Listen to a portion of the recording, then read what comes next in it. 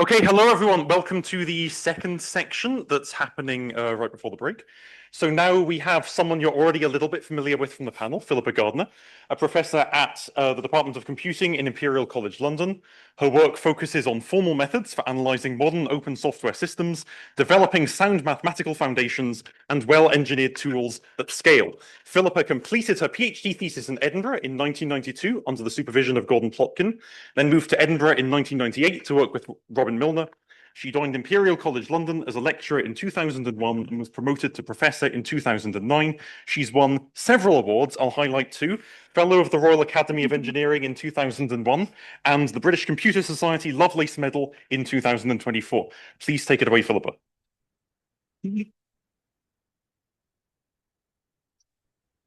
Hello, everybody. I don't normally do a panel, then immediately go on to this talk. So you know me all already, and hopefully you'll get to hear me, get to know me in a different way from this talk.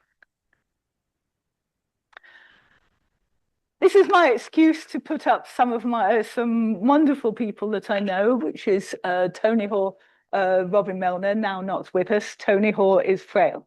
But basically, they've been founding fathers of our field. And going all the way back to Alan Turing, there's been this real message: what does it mean to verify our software? And actually, they don't just mean that. They mean, what does it mean to specify and validate or verify their software against some specification? And when I was starting out, I was doing results on pen and paper. And there were colleagues of mine working on proof assistance. Randy Pollock did something called Lego. All those rock people were coming over and being part of the Edinburgh infrastructure. We were having talks all the time. So people were working on these proof assistants, but in this very specialist way. It wasn't this natural thing that you used in order to prove your results. Whereas nowadays, you guys, you're needing to know this stuff and work out what you like within this world, because now things are mature. And my particular world is that I personally like to work on mathematical techniques and well-engineered tools for reasoning about open modern software at scale. And my side of it, I've come from the theoretical world, my side of it is that I'm getting the maths right, which means I'm doing compositional analysis techniques. And then others, including others in my group, are doing well-engineered tools to work out how to make it happen practically. I am not that big span of a person that can do everything. I do the theoretical stuff. And in particular, I do a lot of work on the specification of language standards, libraries, more ad hoc programs. And what does it mean to specify? What does it mean to validate that specification? When it comes to language standards, there's a different notion of validation to when you've got programs where you really can fully verify. So what is the argument to say that what you're doing makes sense? So first I'm going to talk about WebAssembly. And it just happens to be the language standard that I'm working on at the moment. Most of what I'm going to say can refer to other standards too. Now, this started with Gordon Plotkin doing structured operational semantics. Robin Milner did his mathematical definition of the functional programming language ML. We then have these mature proof assistants happening, and so we can do mechanized language standards. But we haven't really been able to do them. What's been happening is that these mature language standards are out there, and then awesome people are doing large bits of C or Java or JavaScript.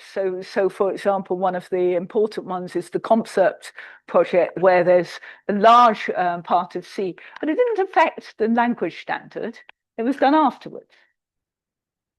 And I did some work on JavaScript. But things have changed. And they've changed with the WebAssembly language and with Anders Rosberg as part of this WebAssembly language. And now next generation Conrad Watt as part of this WebAssembly language. And the point about WebAssembly for me is that it has a formal specification. And so, you know, now this PL world can start working. And boy, aren't we working. We're working very quickly and things are happening.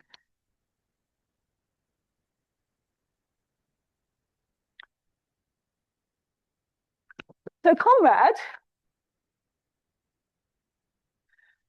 was sitting in my fourth year, has been sitting in many of my courses at Imperial. We've known each other since Conrad was in his second year. I can't believe I am standing here giving a talk at PLMW in Singapore, where he is an academic. Normally, I don't come to Uppsala because I'm teaching. There's no way I wasn't coming for this talk.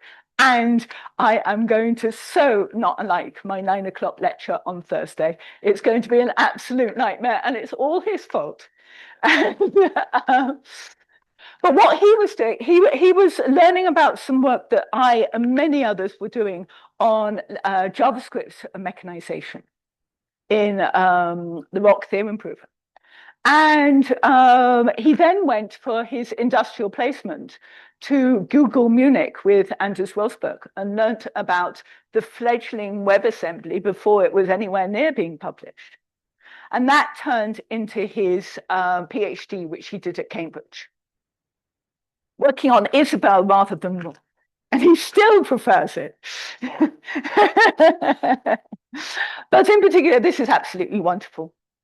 So, you know, this is what you guys in this new generation can do. So Conrad was able to fix problems with the formal specification and the type safety result because he was working with Isabelle almost at real time. And he found things that were wrong before publication, so they were right. And they were right at publication, which meant that this formal methods agenda didn't start badly, right? That would have gone down well. But basically, he and I have come together and done this large project on Wasm cert in Isabelle and ROC, with Rao being a PhD student that's just finished with me. And one lovely thing is that we can do module instantiation. We can only do it, so we can do the type safety, but also, you know, it's much more complex. We can do module instantiation. Now, one thing WebAssembly is, it's a language with modules like Robin Milner's modules, purposely, and just Rosberg created them that way. And Robin Milner was talking about type safety and module instantiation all those years ago.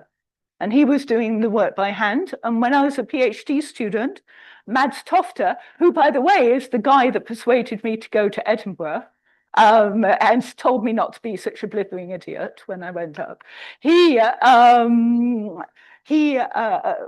Tofte and Robin had, for the second iteration of the standard, had realized that there were problems with the module work. And in particular, I grew up as an MSc student, as a PhD student, knowing that Mads Tofte and Robin Milner were working between 6 and 9 each morning, trying to sort out modules before the book deadline. And they managed. And they did it by going, right, we have our normal day, but this part of the day, we're going to work out how to solve our problem. And they did, but also that shows the steel that was needed to overcome the problem that was there. So for me, it's just a tiny little thing, but when MSc students with both Conrad and with me ended up doing this module instantiation result, this was a big deal as part of my history. And also, I think it's a big deal from the point of view of the sort of work and the community, because part of our jobs as academic, what's it mean to get it over the line? So in industry, you have to do that all the time. But in academia, you can write your lovely papers and not go all the way with a subject. And for me, I don't know why, I judged it. I just turned quite strong about this, but I wanted to get this thing over the line. And we did. And it was nice. Because who else is going to do it? This work's too fledgling at the moment. Yeah, it's not something that is very normal to do. We've gone on. There's now lots of applications on top of Wasm Cert. The first one being Iris Wasm that Conrad and I did with the Aarhus guys, including, well, the PhD awesome student was Ina. And this is now a big, large project inside Aarhus with a few things going on. But the world has changed. This lot is now out of date.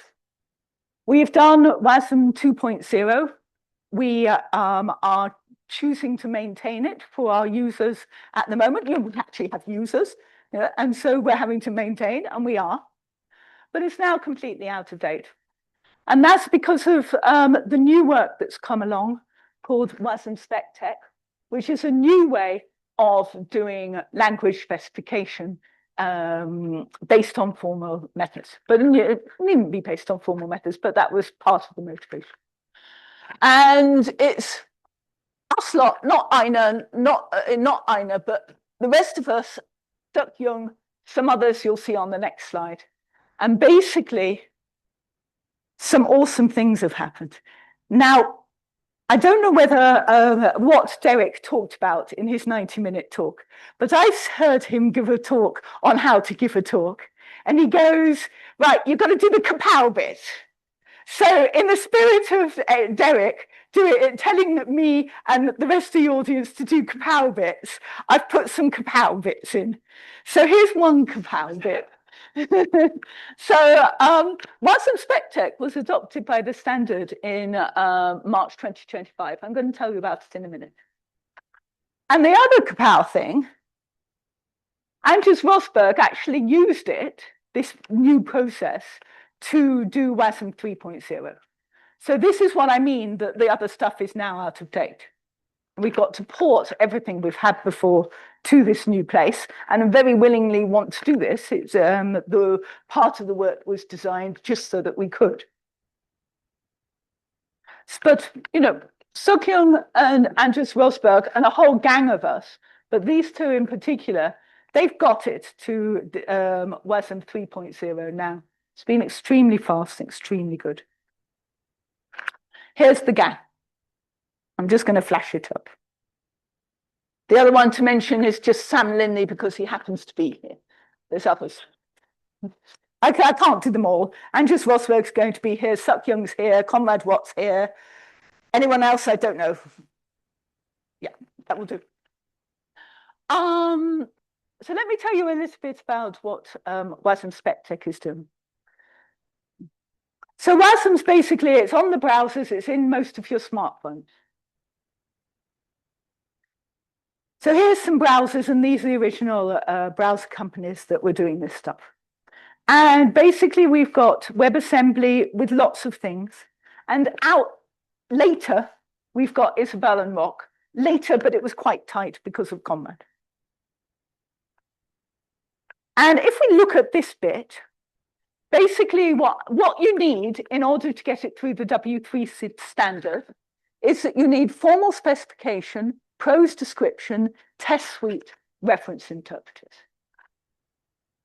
Formal specification is extremely unusual. The others are normal. And there's actually, the way it works is that Anders Rosberg, Conrad, and some others basically write a formal specification, and then the other stuff piles in behind it. And then we have the Wasm cert work off to the side. But now we do something different. We've got a domain-specific language in which we write the Wasm stuff. It's a little dependent type theory with people arguing as to what it should be, what it should contain. And from that, we have automatic generation of the formal prose in LaTeX, the formal specification in LaTeX, the prose, testing, reference interpreters, and not yet, but about to happen, the mechanizations.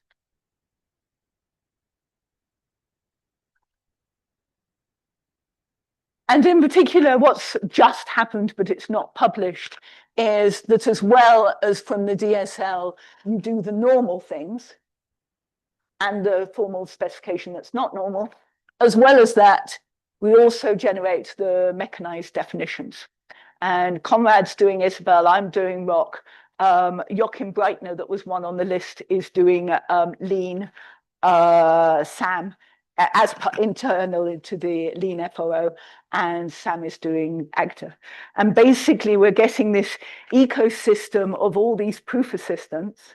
So, and we're trying to understand how things will go between each of the assistants. And we're also trying to understand what sort of structure we need in order to make the step to individual proof assistants as simple as possible. And this is a sort of side project is going, oh, well, we've got this wonderful place where we can do these. We've got an application where all the people from the proof assistant world want to play. So now, which proof assistant is going to be better, which worse? What does it actually mean to design the proof assistants for the future in order to do good language standardization? Well, that's your guys' job. Yeah, it's that next place. So we're assessing this place, what's happening right now. And Tai Chi was an MSc student. Diego was my MSc student and then PhD student. This gang has done the next path, the Wasm 2.0, not SIMD in Rock type safety proofed. And we're not going to publish until Conrad hurries up. But what? No, not in the SpecTec work. No, that's what I mean. No.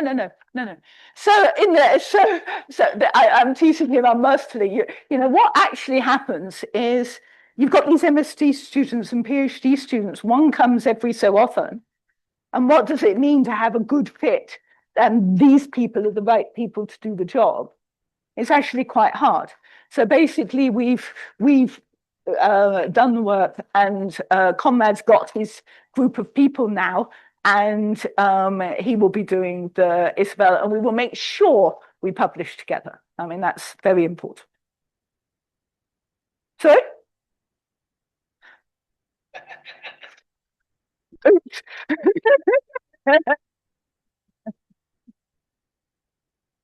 He will tell me what to say in the next talk.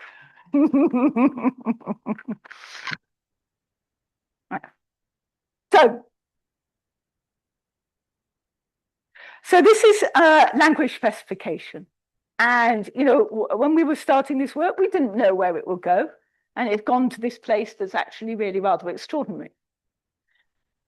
The next thing I want to talk about is compositional verification and true bug finding. For those of you who know, I'm basically talking about the world of separation logic and the tools for separation logic. And the way I'm interested in it is in the form of what is the specification of a function and what does it mean to verify a function or verify that specification or find errors.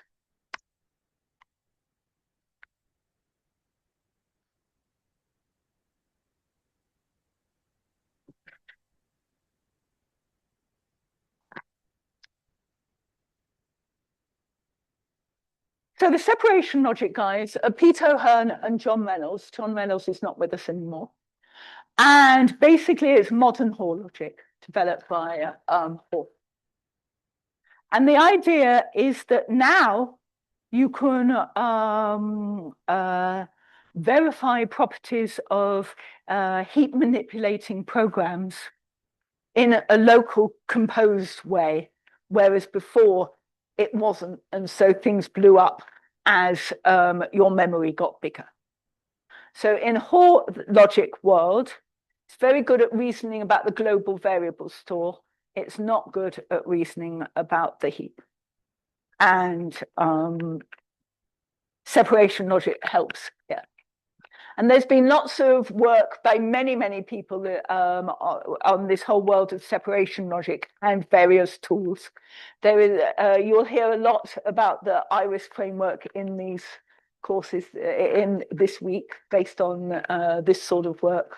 Also, there's Meta's Infer project that basically was extremely important at the time. It was the first analysis tool of its type to get into the CI. So you've got errors going to every general developer, and the general developer had to justify whether or not they ignored those errors to a human. And there's some very new work in called incorrectness separation logic that's looking at finding true bugs rather than doing verification. And that work is sort of fits better with the tool work that was going on inside Meta.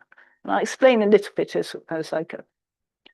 So the new generation is Jules Villard and Azalea Rudd from Imperial doing this work.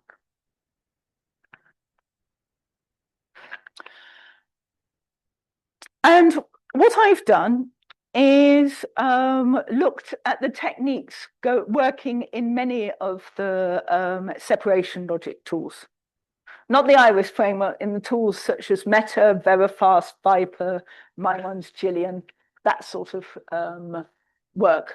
And basically, we're working with symbolic execution. So you know about operational semantics. One can think of it as just an operational semantics, but instead of working with concrete values, you're working with symbolic values, which are logical expressions built out of logical or symbolic variables. And you provide a static analysis of what's going on with your program for arbitrary input.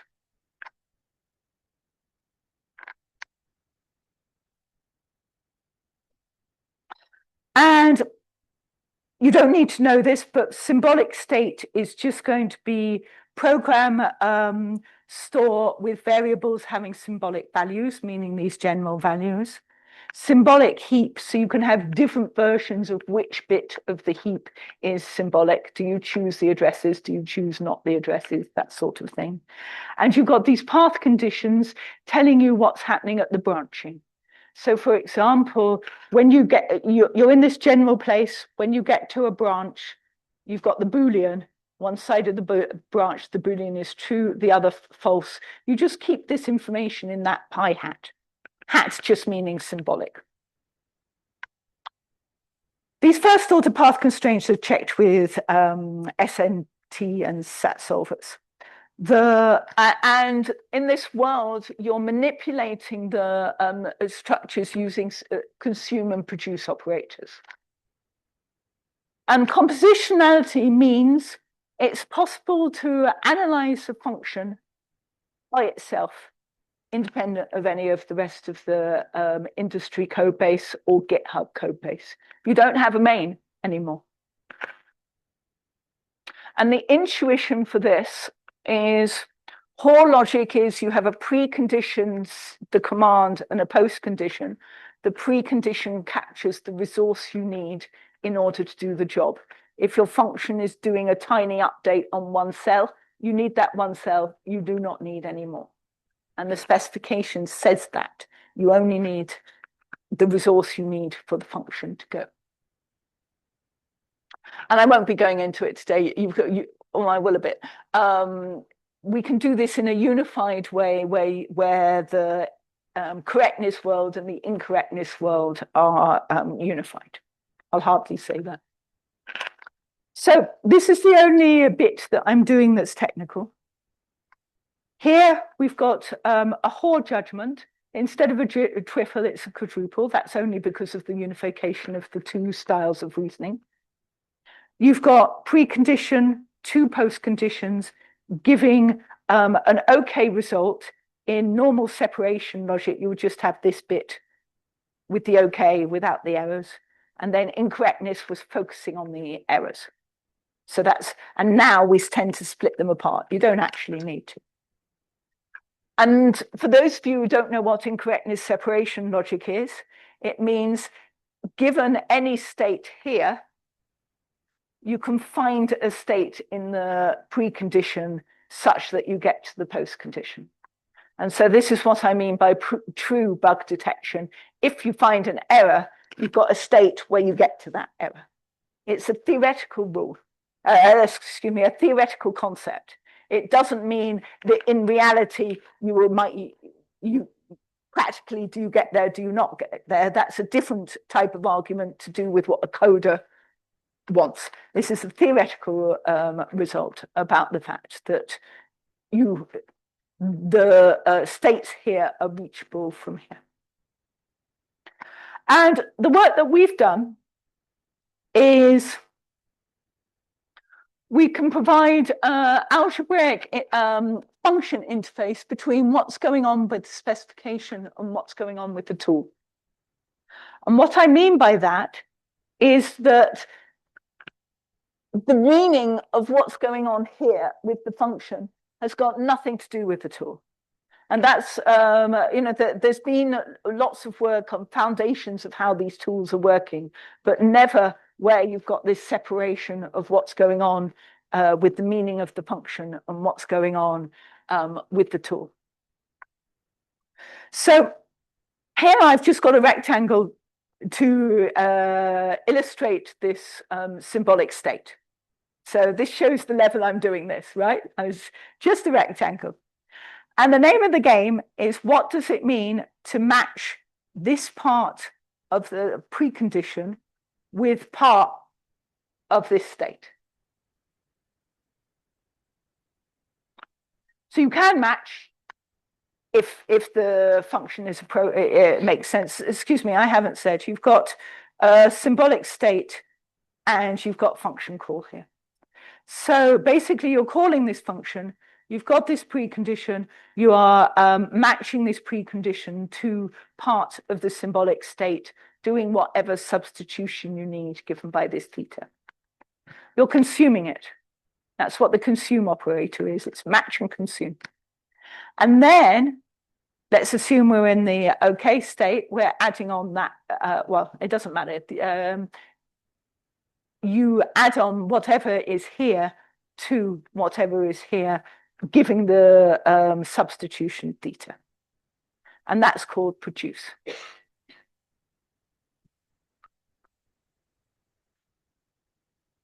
And we've got general correctness results. You have a frame property. This is actually where the frame property for sequential computation is needed. It's to do with the function. And you have soundness. And it's general in the sense that we are not working with, we can work with arbitrary memory.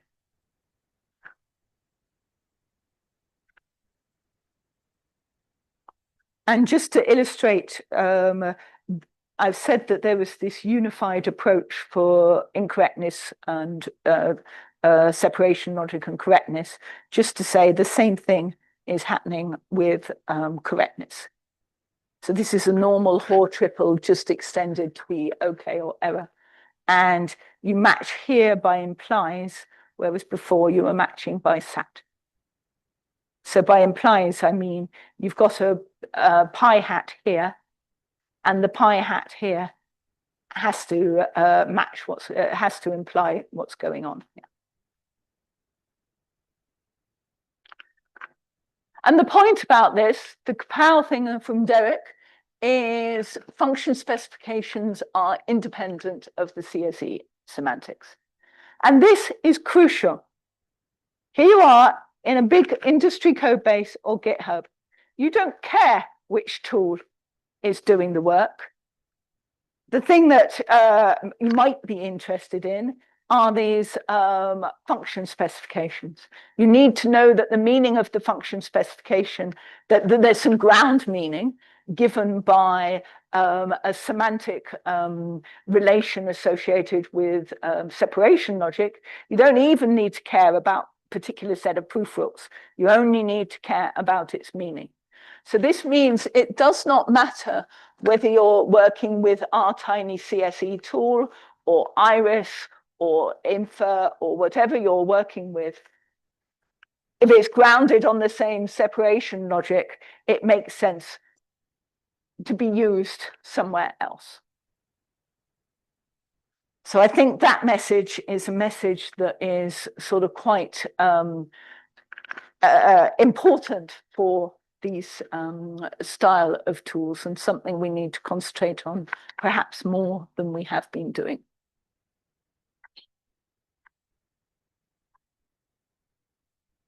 Now, what's going on is that we've got algebraic properties for these consume and produce functions.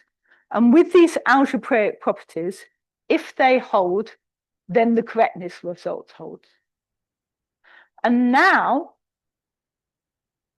I want to implement these consume and produce functions in a real tool. And as long as the correctness, the assumed properties of the consume and produce operations are working, including the assumed properties associated with matching, if they are holding, then we've got our soundness result. So we've disconnected what we're doing in the implementation versus what we're doing in almost the analysis tool specification or the consume and produce specification. So I think I have caught for now. Yeah. So thank you. So we have this Gillian tool. It's a Gillian platform because it's a parametric on the memory model we're working with. So we're able to work with C or JavaScript with very different styles of memory. And what we've done, we've got the match, consume, and produce algorithms inside the tool. And then what we've done is turn them into first Haskell so that we're just going with the precise things of what's going on with these operations rather than with all the optimized versions associated with the tool. So we've gone to the essence of what they are. We've then got pseudocode, and we've proved that the pseudocode satisfies these properties of the consume and produce functions. Now, is this a good way of doing it? What is the right way of doing it? Not sure. We're exploring. But this is a way of trying to bridge a gap between what's happening at the implementation and what's happening with the specification of these consume and produce functions. It's just the same as what's going on with language design. You've got language standard, you've got language implementation. What does the implementation, how does the implementation justify that it conforms to the standard? It does so via testing. Yeah. What does it mean here? That a tool is an implementation of an analysis specification. This is what we're doing.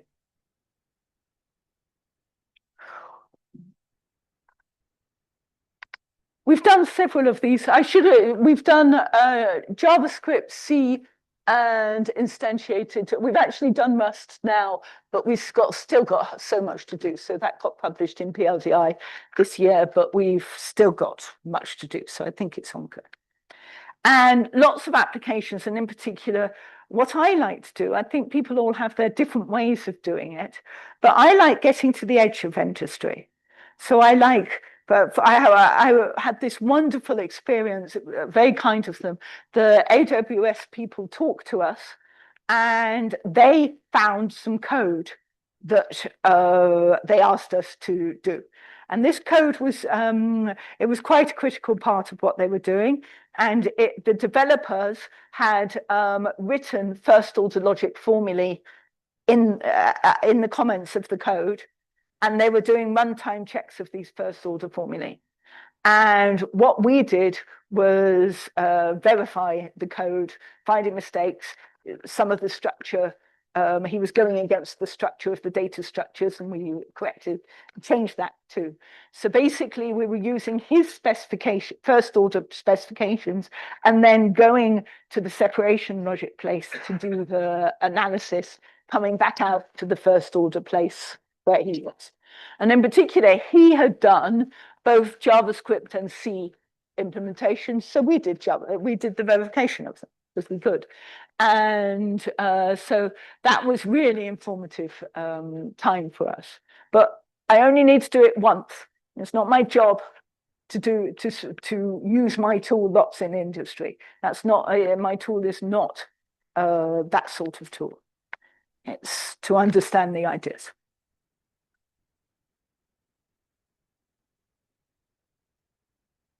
And the Gillian implementation almost conforms to the CSE specification. The reason why, well, Gillian came first. Many ideas in Gillian got into this CSE foundations, but as part of going to the CSE foundations, we had a lot of people arguing away as to what the right choices were at that foundational level. And now, you know, we're happier in the foundational level, and the Gillian choices are not quite right with respect to how we chose. So what we've done, we are publishing this in Uppsala. Simon's going to give the talk on Saturday. We've done parametric CSE before it wasn't parametric, and we've done it in the ROC mechanization. So the foundations are very, very solid. And I've just got a PhD student whose job it is to do next generation Gillian. And how are we going to do next generation Gillian? Are we going to go to Haskell? Are we going to go to what we did Gillian in was OCaml, but a former student very much wanted to go to Rust, and at the time others didn't let him. So, you know, should it be in Rust? You know, where should one be? Well, actually, think about it. The person who's going to choose is the PhD student, because the PhD student will be doing the work and having the favorite programming language. So, you know, there's, you guys, you've got so much opportunity of how to be active and creative early. You know, you're making the choices, whether it be theoretical choices or practical choices. So I'm not going to give, I've got a video of the tool. I'm not going to do it. I'm just going to start it for literally 2 seconds because I've got one more thing that I can talk about.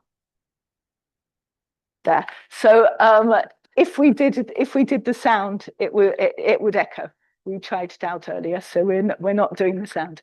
So basically, just to say, the tool is actually really cute, and it's really cute because of Nat. And he has done debugger for symbolic execution that he's been able to do sort of almost separately from Gillian. So he's trying quite hard to provide a general tool for debugging. And, you know, that's not where my world comes from. That's a PhD student as an MSc student being interested in, that's worth saying. So Sasha used to be my PhD student. He's now with Azalea. And what he's done, he did an MSc project on debugging. He then did 3 further MSc projects. The third one, Nat, took off, and it turned into something that's going to be his PhD. And we managed to get him to stay and do a PhD, not take an engineering job at Meta, even though they were not hiring, and they still hired him. So we are very, very lucky that Nat is here.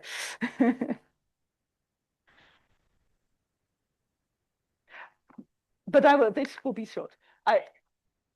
So I'm going to say a little bit about the last thing I work on. I can't tell you everything, but one of my loves is actually doing theoretical work. And I've done a lot of theoretical work on reasoning about concurrent programs using separation logic. So I'd like to say a little bit about that.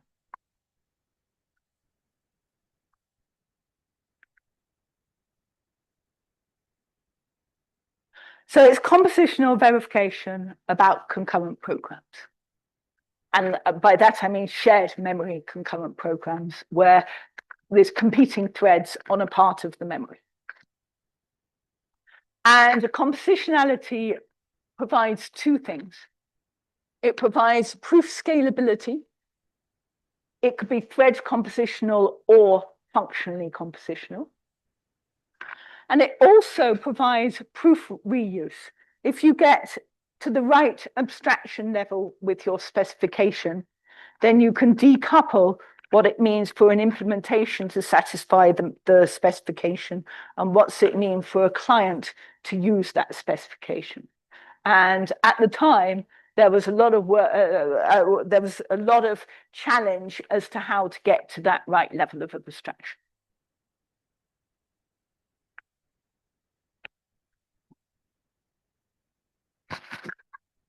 So there was some absolute breakthrough happened. And it was down to these guys, Peter O'Hearn and Steve Brooks, who invented concurrent separation logic. And this for a long time was where they were thinking that the separation logic was really flying. We now understand about functional compositionality. At the time, it was happening here with the concurrent separation logic. And what they did was thread compositionality. So something parallels something else. What's it mean to statically verify both parts and put them together in a specification? And they did it with programs with synchronization primitives. And the previous work of many people, the big ones are Wikigrees and Cliff Jones, you know, they went on the way, but there were all problems to do with the compositionality, and these guys got it up to a point because they were doing it with respect to synchronization primitives like locks, rather than, so fine-grained programs like spinlock couldn't do. Mm-hmm.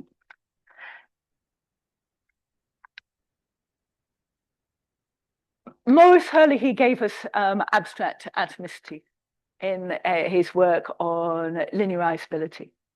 And that works great, but it works great up to a point. So what he did was show if you've got a linearizability property, I'm not going into it, if you have a linearizability property, you can work with sequential specifications. And you can think about it as if it's a sequential specification. That works for many things. Counters, for example, doesn't work for locks. The blocking of locks doesn't work.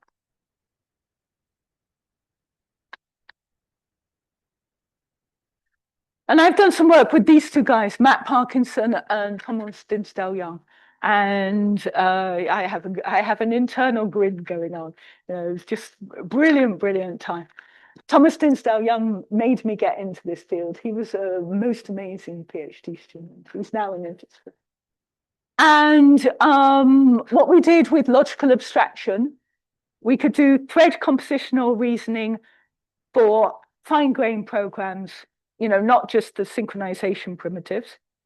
And we can do it at the right level of abstraction so that we have two-sided specifications where implementations satisfy the specifications used by the client. That's possible with this work. This led to something called the views framework. I am very proud because we got a test of time award for that. We had these are wrong dates. This was 23. This is wrong. Excuse me for that. And it was Popple 23. So I don't know where that's come from, sorry. You can see I'm bugged by it. Details.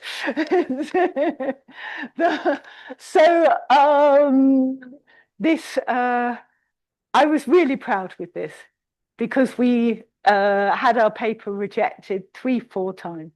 It was really, really hard to get stuff published, but because of that, we got it better, you know? So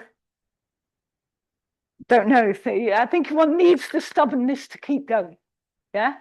But the problem with it, and it's a serious problem, is it was happening during his PhD.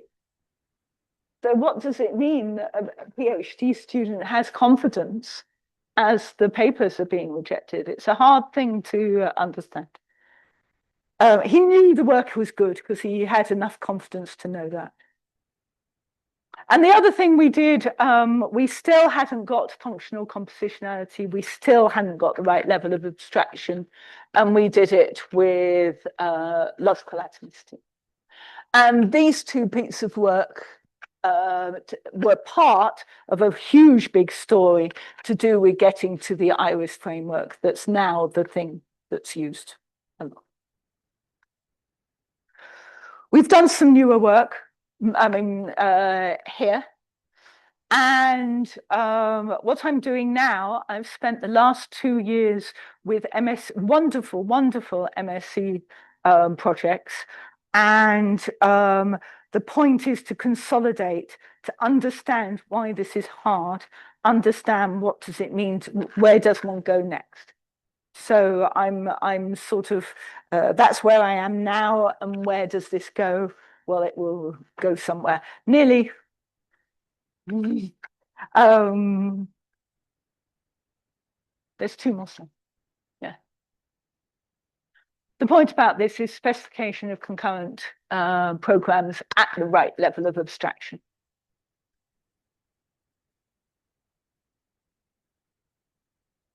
I said 2, I don't mean 2, but they're quick.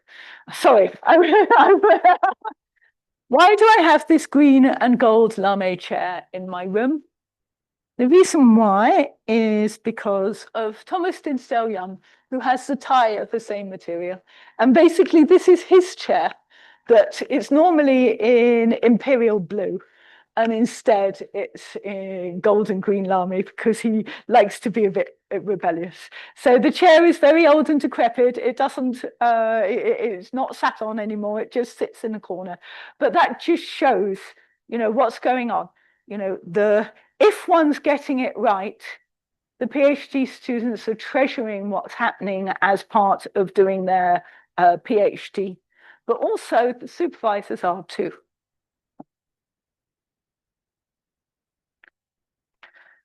The last slide I want to talk about for concurrency is this one. I will not say very much, but just to say this was done by Ilya Sergey, who's the general chair of ICANN. And he was very much part of this story to do with concurrent separation logics. This is his bit. That's the blue is the bit that was ours. This now has gone to iris, and now it's a huge iris thing. So, there's that's where this is working at the moment. The iris thing is to do with a certain way of doing it inside rock. So what I'm trying to do with these MSc projects is to go, well, there's lots of other ways. What's the right ways? How does one explore and think?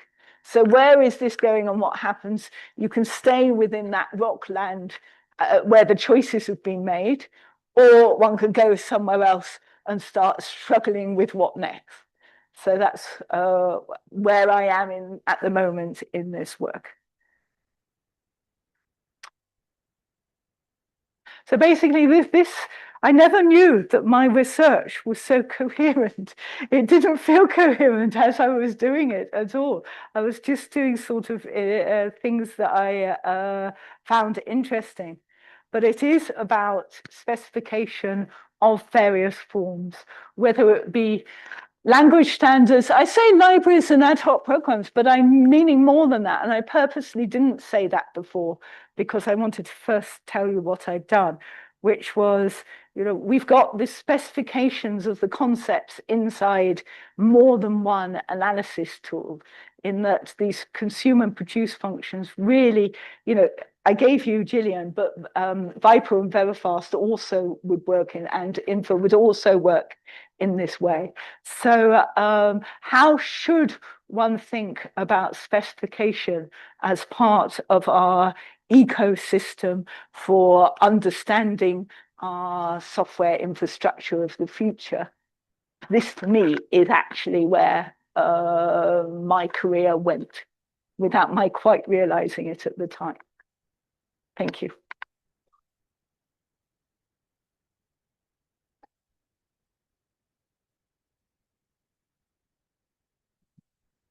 That's great. Thank you very much, Philippa. I'm sure you all have questions, but given that we're slightly over time, maybe Philippa can stay here and we can have people come up if they're interested in asking questions.